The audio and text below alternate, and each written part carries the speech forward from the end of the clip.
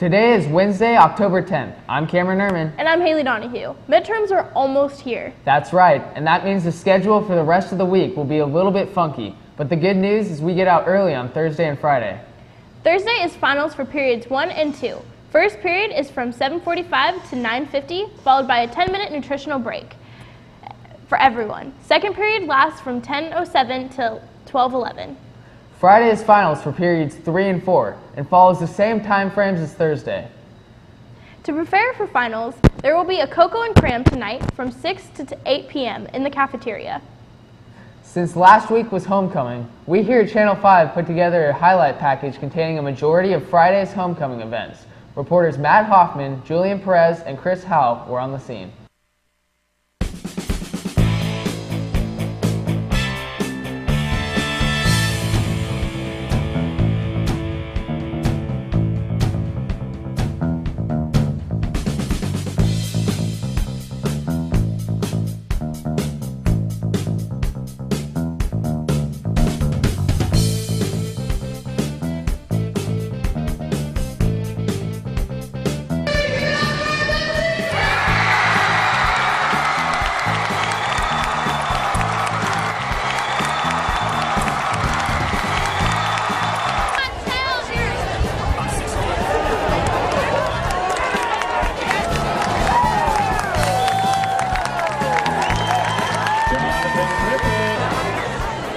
McCombs on the keeper.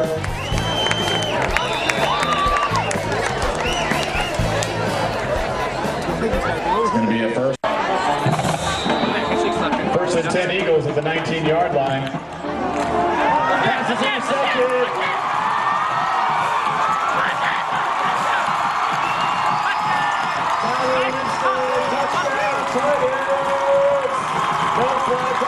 Touchdown.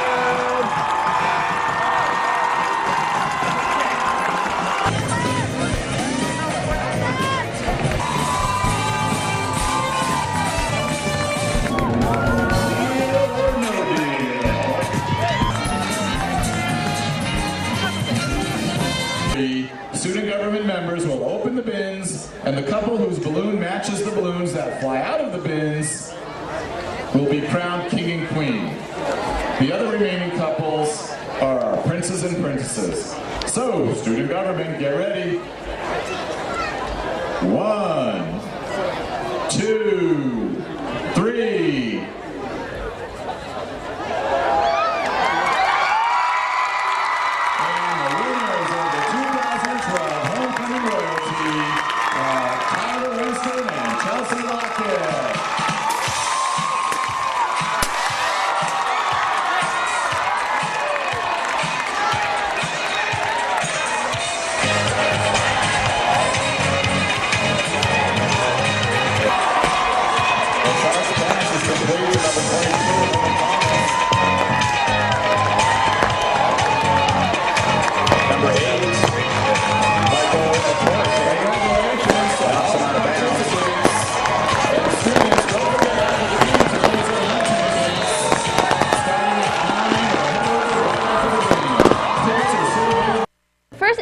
Fall Jazz Concert will be held Friday at 7 p.m. in the cafeteria. Come out and support your Titan Jazz Band, as well as the band from Antelope Crossing Middle School.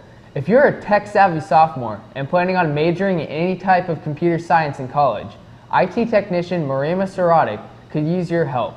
She is looking for a new student to train as a student technician. Contact her in the main office if you're interested. During the summer, photography instructor Mrs. Allison Price traveled across the country with her parents. But here's the catch. She did it riding a bicycle. Reporters Rodney Evans and Emily McDowell filed this interesting story.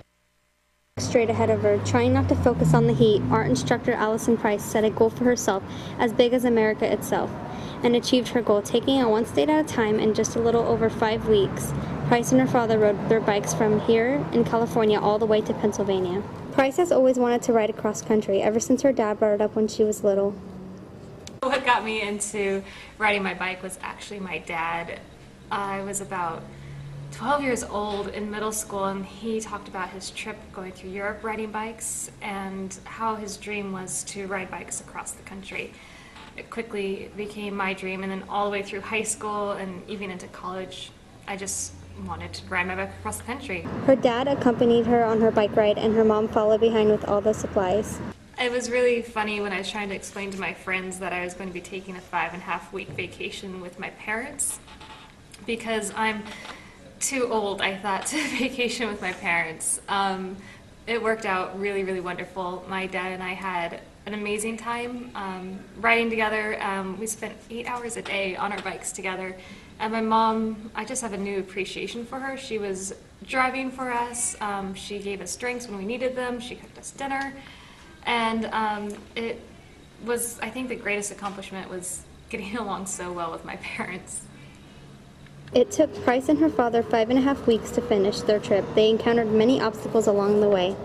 We came across, I think, very odd obstacles that you wouldn't expect. We're doing this in the middle of summer, so we expected it to be hot. We just didn't expect it to be the third hottest summer on record.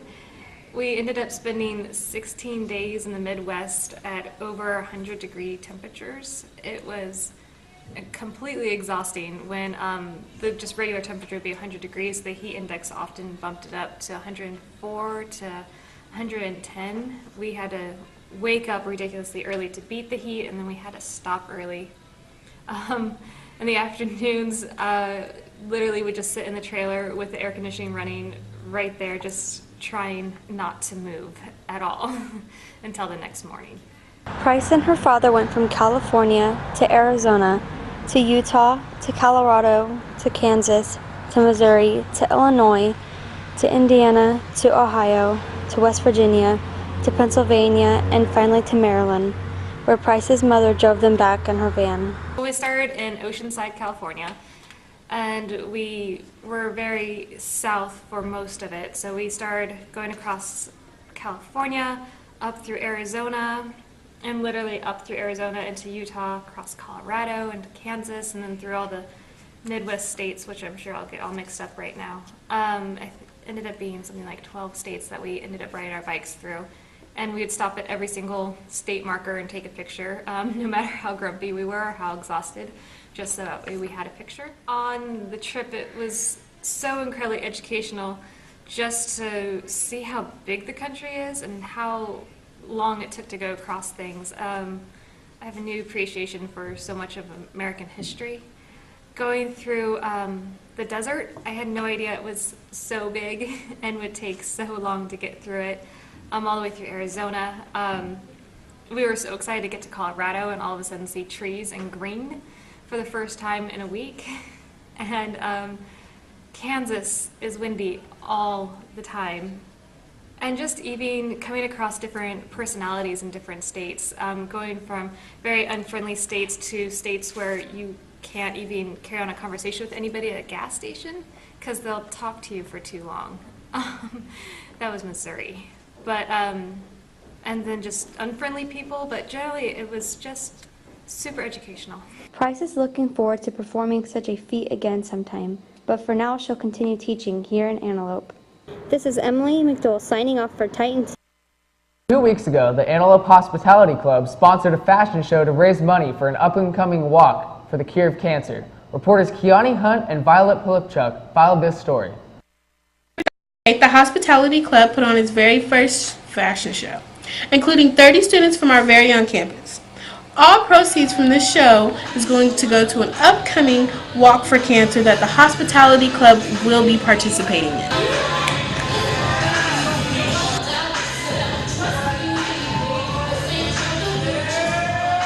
Well, we hopefully raise a lot of money for cancer research, and all the money that we earned goes to finding a cure for cancer and stuff like that to help people become cancer-free. And I think everyone had a fun time, and I did. And girls, they all looked great, and guys, we danced, had fun out there. And I think it was just overall a good thing. We were doing it for a great cause too. So yeah, I hope next fundraiser, hope more people can come out and support us. The fashion show tonight was for the cancer walk that we're hosting later on in the year, my Antelope Hospitality Club. We put in a lot of effort. I really like to thank my club for helping out. We had people doing curtains, doing lights, we had people donate bags, we had cosmetology students from 2 schools come out and help. phone calls, everything. It was, but it was all worth it in the end. But I would like to make a special thank to everybody that helped out and that really contributed tonight. I'm very happy with how the show went. We ended up getting a lot more people than I expected, and ended up being a lot of fun. All the girls enjoyed themselves, and all I got was positive feedback. So we may do another one because everybody keeps asking about it, but tonight went really well. Dr. Boardingham and her club raised over $400 from this fundraiser. All proceeds are going to go towards an upcoming walk that they will be attending. Jane Hunt reporting for Channel 5 Titan TV News. Reporters Matt Hoffman and Chris Howe were able to catch up with the girls' varsity golf team. Here's their story. The girls' golf team has not been about wins and losses this year.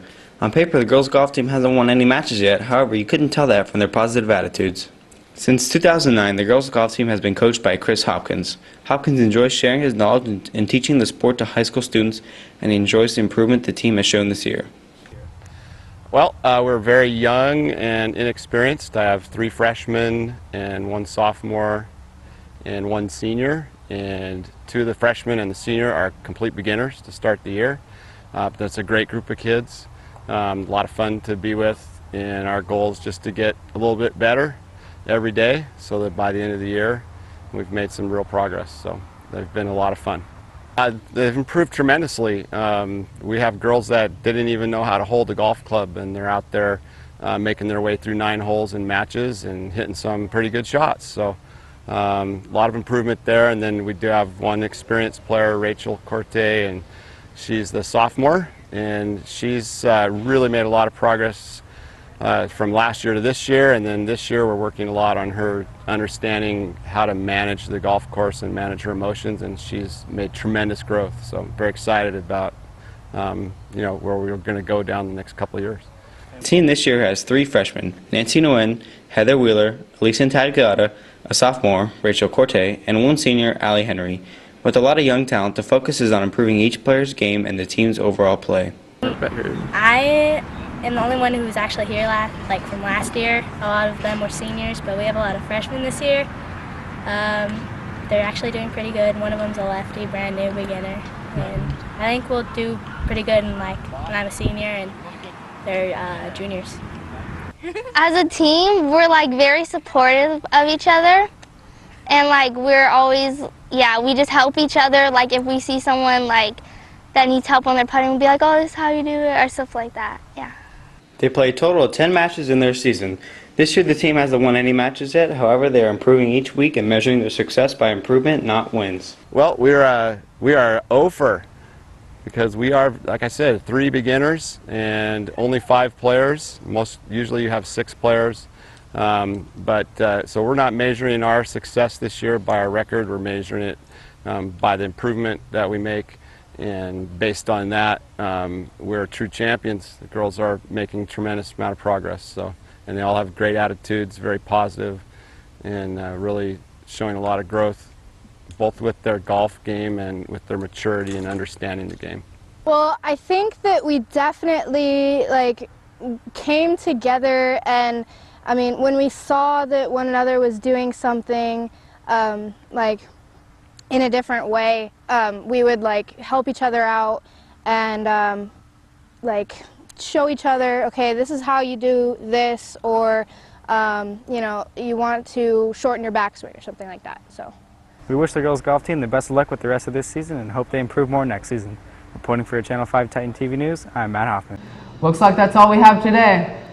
Today will be the only day this week that we will be airing a show due to finals. But don't forget to tune in next week. We'll have a story about the iPhone 5 as well as how our campus is starting to go green. Well, until then, see you later.